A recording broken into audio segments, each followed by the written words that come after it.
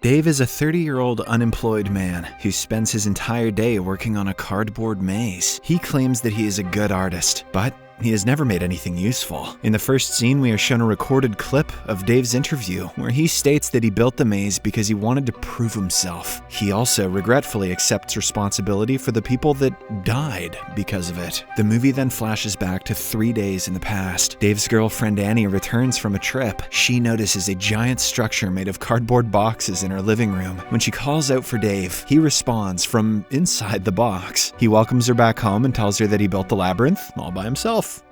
You turned on, honey? Annie then excuses herself and goes to take a shower. However, when she returns, she sees that Dave is still in the box. He explains that he has been working on the box all weekend and he has lost his way. Puzzled, Annie reminds him that it's just cardboard and he can easily come out of it by knocking it all over. However, Dave claims that the structure is much bigger from the inside and he doesn't want to tear it down because it took him so long to make it. Annie grows impatient and she proceeds to enter, but Dave forbids her, saying that it's too dangerous. Frustrated, she starts to shake the cardboard boxes. However, this causes the things inside the structure to fall over, and Dave starts screaming, pleading with her to stop. You're gonna make me come? Annie backs down, but she insists on coming in. However, Dave once again forbids her, saying that she will be lost. Looking at the situation, Annie asks how long he has been inside the cardboard, and the latter replies that it's been 3 days. Annie, who has become worried at this point, suggests he break the structure down, but Dave is adamant on finding another way. Hence, left with no options, Annie calls his friend Gordon for help. After a while, Gordon comes over, and Annie explains everything to him. From inside the box,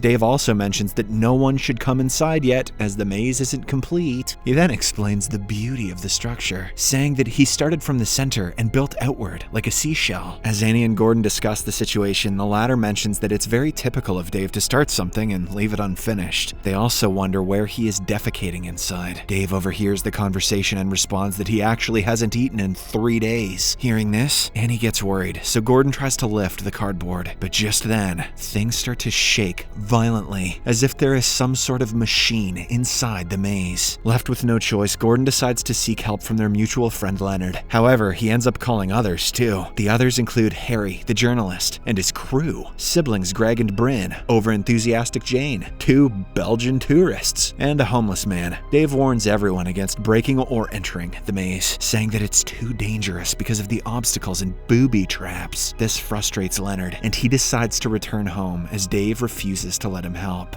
Keep your boobies to yourself then, Dave. In the next scene, Annie starts to worry, and Dave apologizes to her for putting her through this. He says that he misses her, and although she is upset with him, she admits that she too misses him. Annie finally has had enough, and she decides to go inside the maze to bring him out. This is music to Harry's ears, and he starts to film everything for his documentary. When the others learn about Annie's adventure, everyone except the homeless man decides to give her company. Once the group enters, they all realize that Dave was telling the truth, and the structure is much bigger than it looks from outside. Gordon also gets a taste of the maze when he accidentally slits his finger and his blood is strongly absorbed by the cardboard floor. Jane and the others start to explore the maze on their own, while Harry and his crew follow Annie and Gordon around. They look for Dave, but soon realize that the maze is more complicated than they thought. As they try to figure out their path, Harry comes across a button on the wall with a warning against pressing it. However, he nonchalantly presses it, and the next second Gordon is hit with a ball. Next, the group comes across a hallway which leads to a musical room. The room has keyboards painted on the wall. However, they discover that they can venture into the wall through the black keys. The wall leads the group to a pit full of discarded paper, with 2 origami birds watching over them from the balcony. Soon,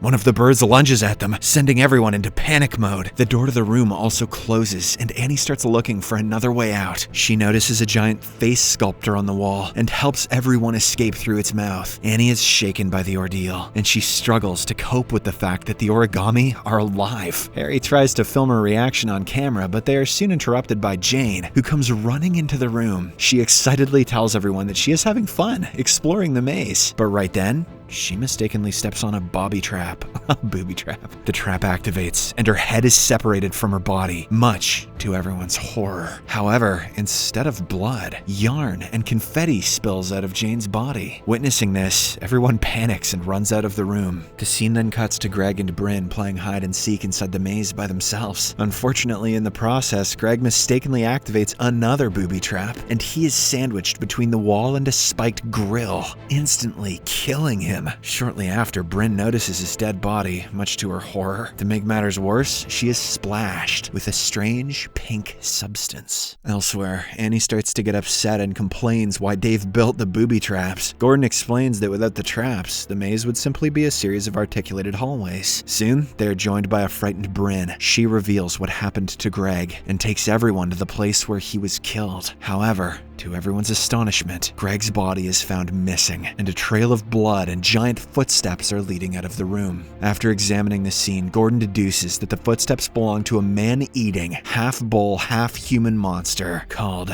Guy Fieri, the Minotaur. Annie finally has had enough, and she decides to make a hole through the cardboard wall with a knife to get everyone out of the maze. Lo and behold, wind starts to blow, and they hear loud noises as if they are trying to stop her from tearing open the wall. Annie eventually succeeds, but only to realize that there's another room on the other side of the wall. Sensing the incoming danger, Annie and the others quickly venture into the room, but something catches the attention of Bryn, and she stays back. Everyone asks her to come, but with a swift move, the giant monster swoops her up, killing her. Afraid for their lives, the group flees the scene and they finally run into Dave. Annie then leads them through a small door, which takes them to a strange room consisting of a table and chair made of cardboard paper. After reaching safety, Annie and Dave get into an argument, and everyone blames him for their predicament. Dave mentions that he warned them against entering, but nonetheless, he promises to get them out. He then asks everyone to follow him into a secret door, but ends up leading them through a pipe, which turns them into cardboard characters. Annie and the others demand answers from Dave, and he assures them that it's going to be okay after they get back to the apartment. But right then, the giant shows up, prompting the group to run for their lives. Dave leads them out of the room, and this time something good finally happens. When they cross a tunnel, they all come out in their normal forms. The Minotaur also follows them outside, but Dave builds a temporary wall to turn him away. In the next scene, the situation again starts to heat up. Everyone wants to escape the maze, and they all start to argue with one another. When things get out of hand, Dave steps up and reveals that in order to escape, they have to complete building the unfinished maze. However, Annie refuses to let him continue, and instead orders him to lead them out of the maze. Dave reluctantly agrees, and as they try to find a way out, they come across a strange wall. Surprisingly, Dave notes that he doesn't recall building it. Meanwhile, Leonard returns home, and he too enters the maze. Unfortunately, the first thing he sees is the Minotaur's axe, and Jane's severed head lying on the ground. As he walks away, it's shown that a giant origami insect has clung onto his back. Elsewhere, Dave takes Annie and the others to the entertainment room, where he shows them the old British entertainment. He then takes them to another peculiar room with a strange, enticing opening on the wall. It has a hypnotizing effect, and Annie and the others are drawn towards it. However, Dave warns them to stay away from it. When the others don't listen to him, Dave reveals his hand, which is turned into cardboard after he stuck it into the opening. The group then continues their journey, only to realize that the maze has started to grow by itself. Overwhelmed by the strange incidents, Dave loses it and calls for everyone's help in killing the giant so that he can finish building the maze and finally head home.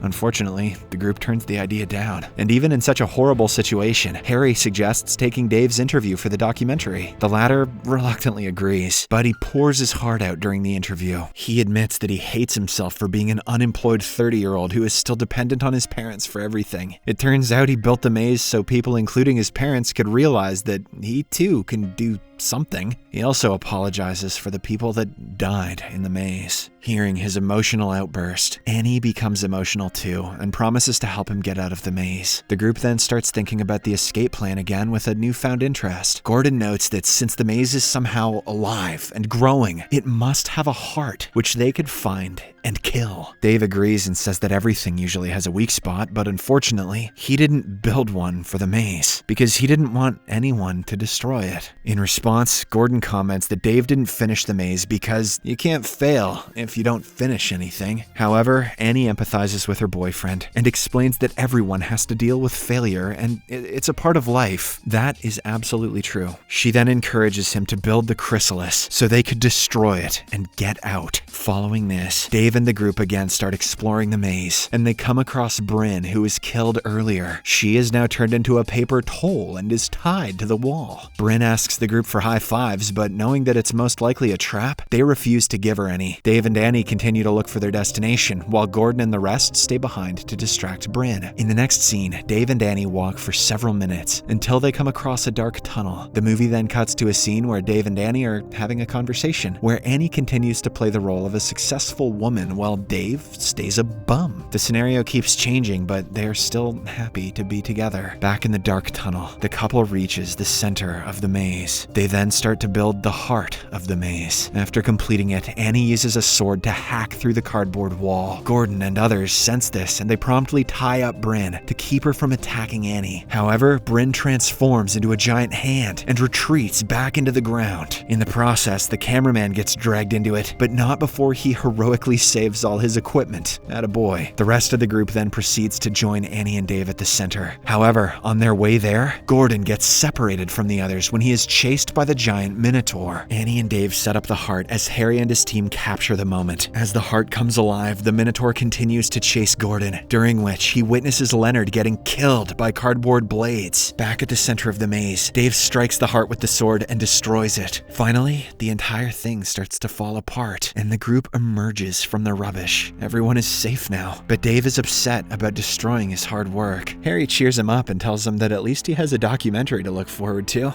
Chin up, your friends died for you, you prick. The group then cleans the mess and dumps the scraps outside. As they leave, the Minotaur emerges from the scrap, along with an origami bird, ready to take revenge on humankind. Subscribe for more videos like this, turn on notifications, and leave a like to help the channel out. Thank you for watching.